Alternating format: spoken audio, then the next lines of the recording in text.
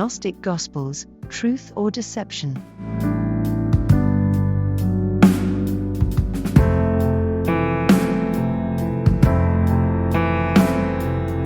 The Gnostic Gospels are a series of texts that stirred the world of biblical scholarship and challenged our understanding of early Christianity. They're enigmatic, controversial, and their origins are shrouded in mystery. Are these texts vessels of concealed truth, or are they vessels of deception? Let's dive in. History. The term Gnostic Gospels is a collective name for a series of approximately 52 texts that were unearthed near Nag Hammadi, a town on the west bank of the Nile River in Upper Egypt, in 1945. But what were they doing in this remote desert location, and what is their significance?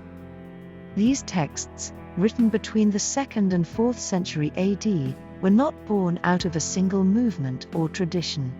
They represent a significant and fascinating divergence from what we now consider traditional Christian thought. The codices contain a medley of texts including poems, myths, rituals, and instructions, many of which tell familiar biblical stories but with unusual perspectives and interpretations. One of the most renowned of these texts is the Gospel of Thomas, a collection of sayings attributed to Jesus. Unlike the Canonical Gospels, it does not narrate Jesus' life, death, or resurrection. Instead, it presents cryptic and profound sayings, challenging the reader to seek their own interpretation. The Gospel of Thomas is one of the most intriguing texts from the Nag Hammadi library. As a sayings gospel, it eschews narrative in favor of cryptic lore or sayings attributed to Jesus, some of which bear parallels to the Canonical Gospels, while others introduce wholly new concepts. For example, in saying 3, Jesus declares, "If those who lead you say to you, 'See, the kingdom is in the sky,' then the birds of the sky will precede you. If they say to you, 'It is in the sea,' then the fish will precede you. Rather, the kingdom is inside of you, and it is outside of you." This saying reflects the Gnostic emphasis on the internal, personal search for spiritual truth. It challenges the reader to reject simplistic, external understandings of the divine kingdom in favor of an internalized, personal quest for spiritual knowledge. Another profound saying from the Gospel of Thomas is saying 70, where Jesus states, "If you bring forth what is within you, what you bring forth will save you. If you do not bring forth what is within you, what you do not bring forth will destroy you." This saying encapsulates the Gnostic belief that salvation comes from uncovering and understanding the divine spark within oneself. The Gospel of Thomas also contains sayings that emphasize the equality of all humans in spiritual potential, regardless of gender. In saying 114, Simon Peter is quoted saying, "Let Mary leave us, for women are not worthy of life." Jesus, hearing this, replies, "I myself shall lead her in order to make her male, so that she too may become a living spirit resembling you males. For every woman who will make herself male will enter the kingdom of heaven." While the language might seem odd to modern readers, the statement is generally interpreted as arguing for spiritual equality between men and women, a noteworthy departure from mainstream attitudes of the time.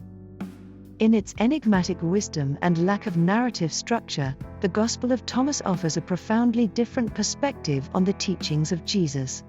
Its cryptic sayings invite contemplation and introspection, reflecting the Gnostic emphasis on personal spiritual discovery and the transformative power of knowledge. The Gospel of Mary provides a distinctive portrayal of Mary Magdalene, presenting her as a prominent disciple of Jesus and a visionary leader within the early Christian community. This is a significant divergence from her representation in the Canonical Gospels, where her role is more limited. In the Canonical Gospels, Mary Magdalene is most frequently presented as a faithful disciple of Jesus. She's one of the women who followed Jesus in his ministry, providing support and resources. She is particularly noted for being present during crucial moments in the life of Jesus. Notably, Mary Magdalene is depicted as one of the women who witnessed the crucifixion and burial of Jesus. This makes her a crucial figure in the Passion narrative. In all 4 canonical Gospels, Matthew, Mark, Luke, and John, she is also the first to witness the empty tomb, marking her as a primary witness to the resurrection. The New Testament does not attribute any teachings or leadership roles to Mary Magdalene. She's presented as a devoted and important follower of Jesus, but she does not have the prominence or authority she is given in the Gospel of Mary. In the Gospel of Mary, there's a critical episode where Mary shares a vision she received from Jesus, detailing a conversation about the journey of the soul after death. This account is contained within a dialogue between the risen Christ and his disciples, a common format in Gnostic literature. In Mary's vision, the soul's journey to unity with the divine involves overcoming 7 powers or challenges, each representing a different aspect of the human condition that hinders spiritual progress. These powers are darkness, desire, ignorance, zeal for death, the realm of the flesh, the foolish wisdom of flesh, and wrathful wisdom. Each power poses a question to the soul, and the soul's successful responses reflect a deep understanding of the nature of these challenges, reflecting the attainment of spiritual knowledge or gnosis. Once the soul conquers these powers, it is free to ascend into rest and unity with the divine, symbolizing salvation. Mary's vision reveals the Gnostic perspective of salvation as an internal, individual journey, emphasizing spiritual knowledge and self-discovery over faith and grace. This journey necessitates overcoming internal obstacles or powers that bind the soul to the material world, reflecting the broader Gnostic critique of material existence and the valorization of the spiritual. In sharing this vision, Mary is not just a disciple but a spiritual leader, guiding others in their quest for spiritual enlightenment. Her portrayal in this text underscores the capacity of the Gnostic Gospels to challenge traditional interpretations and roles, offering alternative perspectives on familiar figures and themes. The Secret Book of John, also known as the Apocryphon of John, is one of the most significant and complex texts in the Nag Hammadi library. Its narrative combines elements of creation, anthropology, and redemption into a distinctive Gnostic cosmology. The Secret Book of John presents the Supreme Being, referred to as the Monad or the One, who is an incomprehensible, perfect entity dwelling in the pleroma, the fullness of the divine realm. This divine source gives birth to other divine beings, called eons, through emanation, a process of divine self-unfolding. These eons exist in pairs known as syzygies, representing balance within the pleroma. One of these eons, Sophia, the embodiment of wisdom, attempts to emulate the creative power of the monad without her syzygetic partner and unintentionally gives birth to an imperfect, ignorant being named Yaldabaoth, the demiurge. Yaldabaoth, unaware of the pleroma and the superior divine entities, assumes he is the only god and proceeds to fashion the material universe, an imperfect reflection of the divine pleroma. The human story begins when Sophia repents, and the monad, to rectify Sophia's error, devises a plan for the divine spark entrapped within the ignorant Yaldabaoth to be returned to the pleroma. This divine spark is hidden within the newly created human being, Adam. Yaldabaoth, unaware of this divine spark and jealous of Adam's luminosity, casts him into the material world.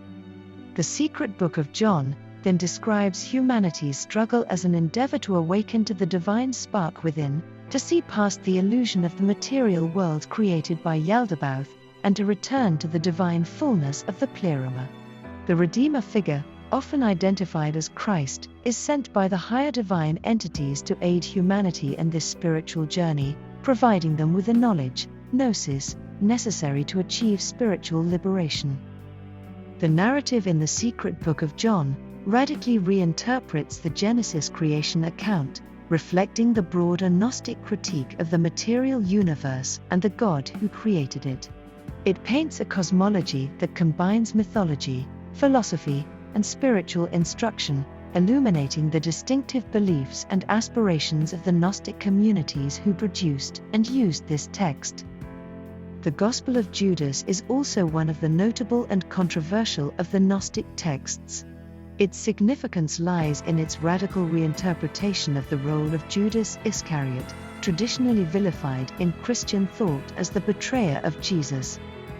The Gospel of Judas is believed to have been written in the mid to late 2nd century by a sect of Gnostic Christians known as the Canaanites. It was discovered in the 1970s near El Minyar, Egypt, in a buried codex also containing other Gnostic documents.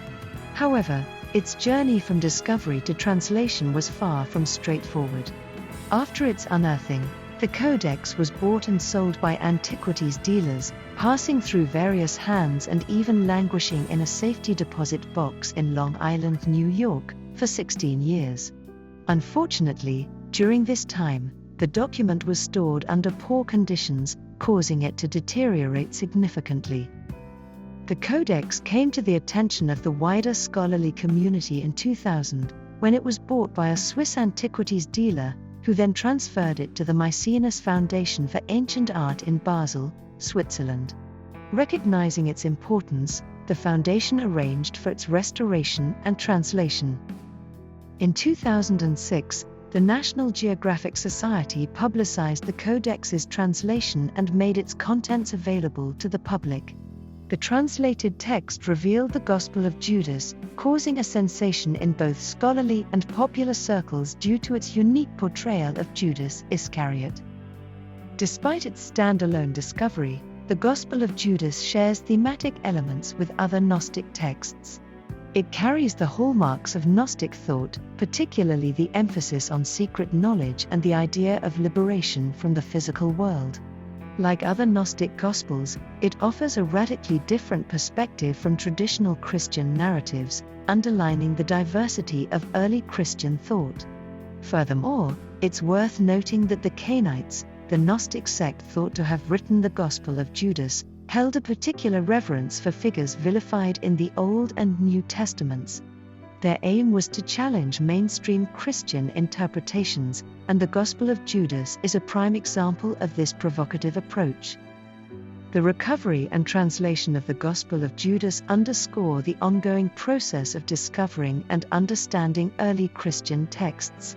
Each new find adds to the intricate tapestry of early Christian history, offering fresh perspectives and challenging long-standing interpretations.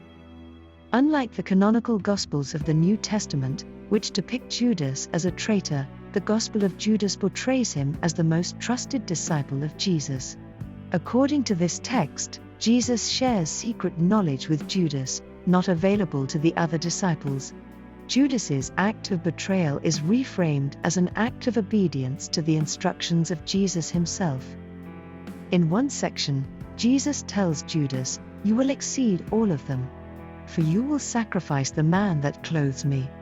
This suggests that Jesus instructed Judas to betray him to the authorities, facilitating the crucifixion, and thereby, the liberation of the spiritual self from the physical body. This Gospel's interpretation of Judas's role is tied to Gnostic theology, which often emphasizes the soul's liberation from the material world. However, it stands in stark contrast to mainstream Christian views and has been the subject of much debate and controversy. The Gospel of Judas is a testament to the rich diversity of early Christian thought, a compelling example of how different communities could interpret the same events and figures in radically different ways. These stories, vastly different from traditional Christian narratives, illuminate the distinct beliefs and values of the communities that produced the Gnostic Gospels. They demonstrate how these communities interpreted and engaged with the spiritual questions of their time, often in ways that defy our expectations. The religious movement that produced these texts, known as Gnosticism, operated on the fringe of early Christian society. The Gnostics emphasized personal spiritual knowledge or gnosis, the Greek word for knowledge, over orthodox teachings, traditions, and authorities. They sought salvation, not through faith or good deeds as mainstream Christianity proposed, but through attaining self-knowledge and understanding the nature of the divine spark within oneself. One of the key aspects of Gnostic belief was the concept of divine duality. They conceived a transcendent, unknowable God beyond our earthly universe and a lower God or demiurge who was responsible for creating the material world. This dichotomy allowed them to differentiate between the flawed, material existence and the higher spiritual reality. It is these perspectives that the Gnostic Gospels document a different, less orthodox path towards salvation. Unsurprisingly, the Church Fathers branded these texts as heretical. Fearful of persecution, the Gnostic communities hid their valuable texts, burying them in jars to protect and perhaps one day retrieve them, a day that didn't come until almost 1,600 years later in 1945.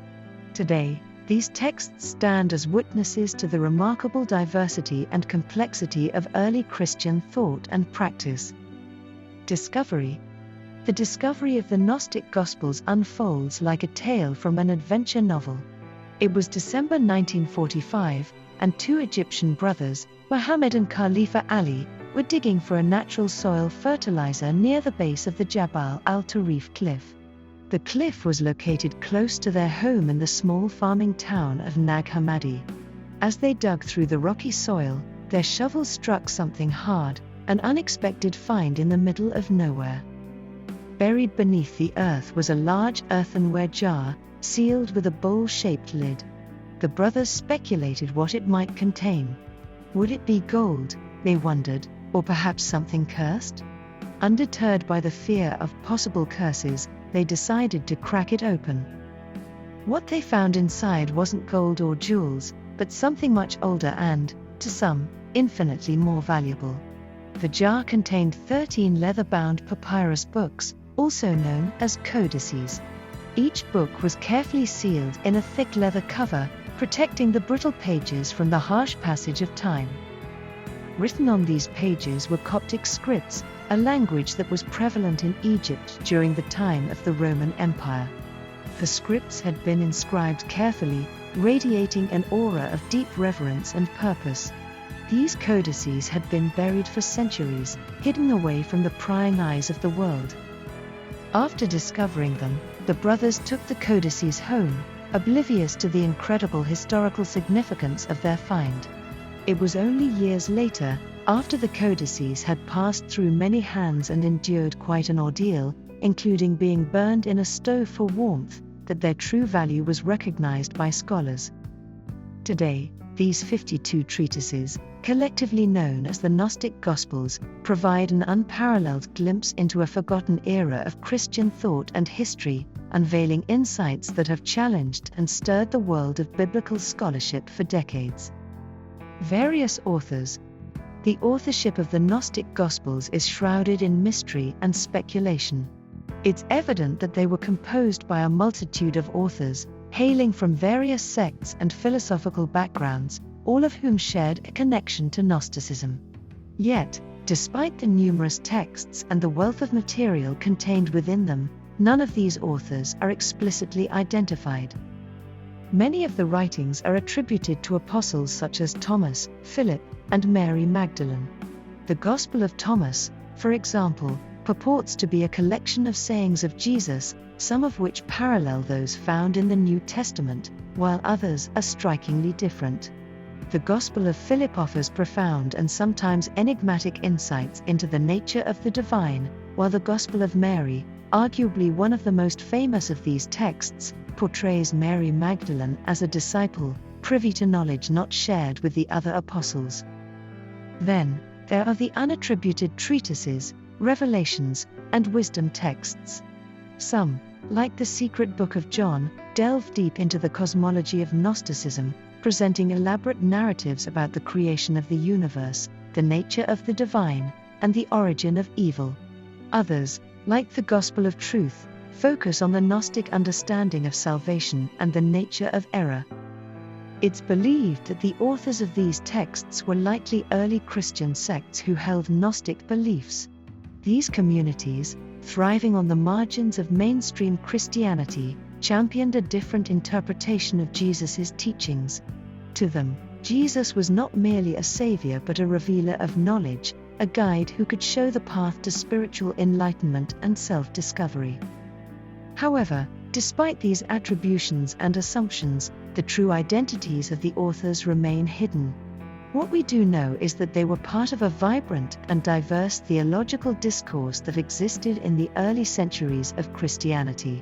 Through their writings, they dared to question, explore, and reinterpret the teachings of their time, providing us with a rich and complex understanding of early Christian diversity. To understand the Gnostic Gospels, it's useful to compare them with the Christian Gospels with which we are more familiar. This comparison not only highlights the stark differences between the two but also reveals some intriguing similarities.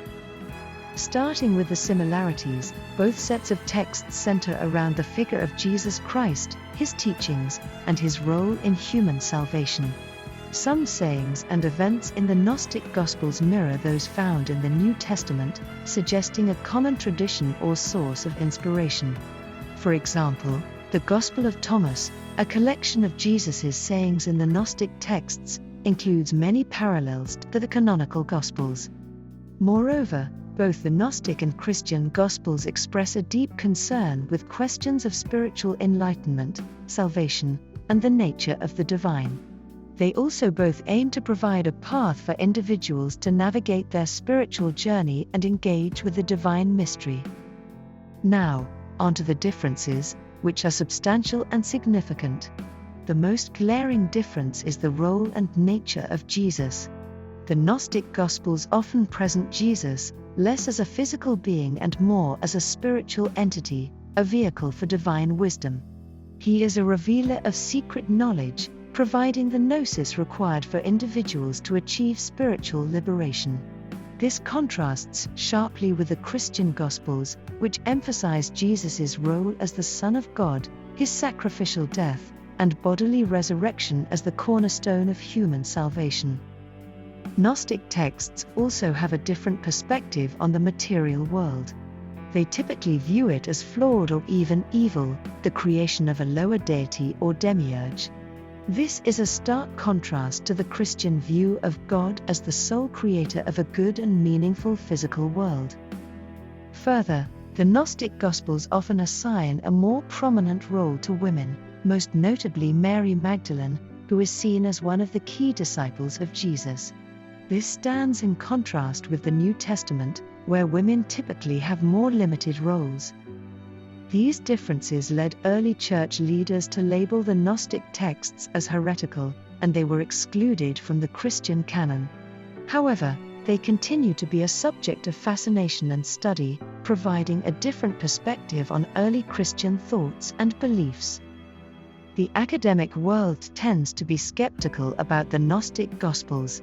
This skepticism stems from various reasons, each one deeply intertwined with the other, forming a complicated tapestry of academic doubt. Firstly, these texts were written at least a century, possibly longer, after the events they purport to describe. In the realm of historical research, closer temporal proximity to an event typically lends more credence to a source. The fact that the Gnostic Gospels were written so long after the life of Jesus casts doubt on their historical reliability. While they undoubtedly provide valuable insights into the belief systems of Gnostic sects in the 2nd to 4th centuries, they are less reliable as sources of information about the life and teachings of the historical Jesus. Secondly, the authorship of the Gnostic Gospels is in question. While some texts bear the names of apostles like Thomas, Philip, and Mary Magdalene, there is no credible historical evidence to suggest that they were the actual authors of these texts. In all likelihood, these names were used to give the texts greater authority within Gnostic circles. Such pseudonymous authorship was not uncommon in the ancient world, but it does pose challenges to accepting these texts as authentic accounts of apostolic teachings. Thirdly, the content of the Gnostic Gospels often contradicts the canonical Gospels and letters, particularly in their affirmations about Jesus' nature and teachings. The Christian Gospels present Jesus as the incarnate Son of God, whose sacrificial death and resurrection are the bedrock of human salvation. The Gnostic texts, in contrast, often depict Jesus as a spiritual entity who imparts secret knowledge necessary for individual salvation. These divergent portrayals raise questions about the authenticity and reliability of the Gnostic accounts. Finally, it's worth noting that the very diversity of the Gnostic texts raises questions about their credibility. Unlike the New Testament, which presents a relatively consistent theological perspective, the Gnostic Gospels vary widely in their teachings and interpretations. This diversity, while fascinating, makes it difficult to distill a clear, unified message or doctrine from these texts. However, despite these significant reservations, scholars recognize the value of the Gnostic Gospels as a window into the rich diversity of early Christian thought. They offer a compelling counter-narrative to the conventional understanding of Christian origins, revealing a vibrant and contentious spiritual landscape that was far from being homogeneous. Christian perspective. Most Christian denominations reject the Gnostic Gospels, as they don't align with the traditional teachings of Christianity. This rejection stems from the significant divergence of Gnostic beliefs from the foundational teachings of mainstream Christianity. The Gnostic depiction of the divine is one such point of contention. In stark contrast to traditional Christianity, which views God as predominantly masculine, the Gnostic texts often portray God as embodying both masculine and feminine aspects.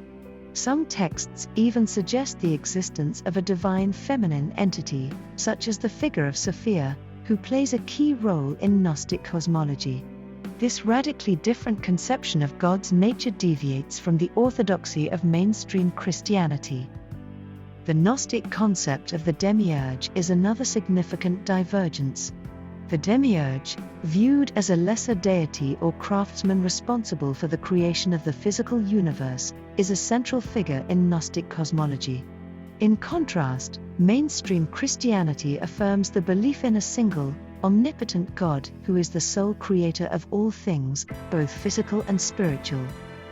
Moreover, Gnostic cosmology often includes the belief in multiple heavens or spiritual realms, each with varying degrees of proximity to the divine. This multi-layered universe is another element that is absent from the traditional Christian understanding of creation, which usually conceives of a simpler heavenly-earthly dichotomy. Perhaps the most critical point of contention lies in the Gnostic dismissal of the bodily resurrection of Jesus Christ. Mainstream Christianity hinges on the belief in Jesus' physical resurrection from the dead, viewing it as the ultimate testament to his divine nature and the promise of eternal life for believers. In contrast, many Gnostic texts emphasize spiritual rather than bodily resurrection, reflecting their generally negative view of the physical world. Due to these considerable theological discrepancies, the Gnostic Gospels are not included in the Christian biblical canon. They are thus not recognized as part of the Holy Scripture by mainstream Christian churches. Instead, they are often deemed heretical, representing beliefs and interpretations that were rejected by the early church in its formation of orthodoxy. However, it's important to note that the categorization of these texts as heretical is itself a historical judgment, reflecting the power dynamics and theological disputes of the early Christian world. Today, these texts provide scholars and interested readers with a fascinating glimpse into the diversity and complexity of early Christian thought, challenging our understanding of Christian history and prompting us to question and explore the boundaries of faith. While the mainstream Christian establishment may reject the Gnostic Gospels, these texts are not without their followers. There are certain sects within Christianity, often labeled as alternative or mystical, that place high importance on these ancient documents. These groups, such as the Gnostic Church, see the Gnostic Gospels as containing esoteric truths that provide deeper insights into spiritual realities. It's also worth noting that interest in the Gnostic Gospels is not confined to Christian circles. Many people of different faiths and even those who identify as spiritual but not religious find these texts intriguing. They see in them universal themes and wisdom that transcend the specific context of early Christianity. Whether viewed as spiritual treasure troves or historical curiosities, the Gnostic Gospels continue to provoke thought, stimulate debate, and inspire exploration. They bear witness to the diversity of human religious experience, challenging us to question, learn, and seek. They demonstrate that the quest for spiritual truth is as varied and complex as humanity itself, a journey marked by both consensus and controversy, revelation and mystery. In the end, they stand as a testament to the rich and diverse tapestry of early Christian thought, a reminder of the unending human quest for spiritual understanding. Thanks for watching. Please comment, like, and subscribe to this channel.